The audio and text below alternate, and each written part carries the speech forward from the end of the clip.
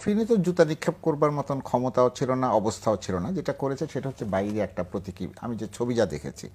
আর এই সম্পর্কে তো বলবার আর কিছু নেই। একজন মানুষ মারা গেছেন, আমি যে ধর্মে বিশ্বাস করি তিনিও সেই ধর্মে বিশ্বাস করতেন, এবং আমার ধর্ম বিশ্বাস অনুযায়ী একজন মানুষের মৃত্যুর পরে আর তাকে নিয়ে ওই রকমভাবে নিন্দিত আলোচনা করবার আমি অন্তত ব্যক্তিগতভাবে কোনো প্রয়োজন মনে করি না। কারণ তার মৃত্যুর সঙ্গে পুরো বিষয়টিরই এক ধরনের পর্দা নেমে যাওয়া যেটাকে বলে, বা এক ধরনের ক্লোজার, সেটা হয়ে গেছে।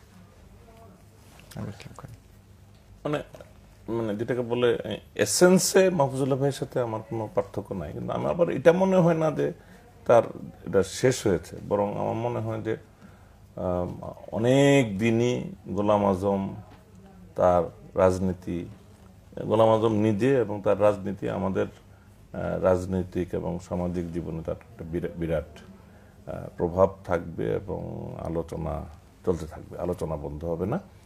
এবং আমার যেটা মনে হয় এই যে মারা যাওয়ার আগের আলোচনা, পরের আলোচনা, যেটা হলো, যেটা থাকলো, এটার প্রতিক্রিয়া কি? না, প্রথম কথা হচ্ছে যে দেখেন, আমরা আমাদের এখানে বা যুদ্ধাপরাধের দায়ে অভিযুক্ত যারা থাকে, পৃথিবীর অন্যান্য দেশেও দেখা গেছে এক ধরনের জনপ্রতিক্রিয়া থাকে কিনা? জনপ্রতিক্রিয়া থাকে, কিন্তু আমি বলবো যে দেখেন, যুদ্ধাপরাধের বিচারের ক্ষেত্রে পৃথিবীর অন্যান্য দেশের অভিজ্ঞতার সাথে বাংলাদেশের অভিজ্ঞতার একটু ডিফারেন্স আছে। এখানে মৌলিক সমস্যাটা হচ্ছে, বা আমি সমস্যা না বলে বলি মৌলিক বৈশিষ্ট্যটা হচ্ছে যে যারা অপরাধী, প্রমাণিত অপরাধী, যাদের শাস্তি হয়েছে, তাদের আবার একটা ব্যাপক জনসমর্থন আছে। মানে আপনি যদি পৃথিবীর যে কোনো বিচারে একটা নিরপেক্ষ প্রশাসনকে এখানে ব্যবস্থাপনা দেন এবং বলেন যে ঠিক আছে তোমাদের জনপ্রিয়তা যাচাই করি, আমার ধারণা একটা বিপজ্জনক পাওয়া যাবে, রিফ্লেকশন পাওয়া যাবে। আপনার এই ধারণার কারণ কি? এই ধারণার কারণ তো মানে অনেক।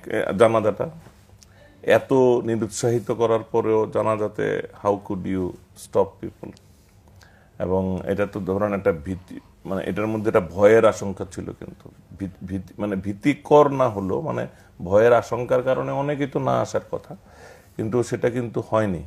মানে আমার মনে হয় যে প্রচুর নিরুৎসাহিত করা, নিন্দা বচনের পরেও আমার নিজে কিন্তু আমিও গোলাম আজম সাহেবের রাজনীতির সমালোচক, আমিও যুদ্ধাপরাধী, মানবতা বিরোধী অপরাধের বিচারের জন্য আমিও দাবিদার একজন।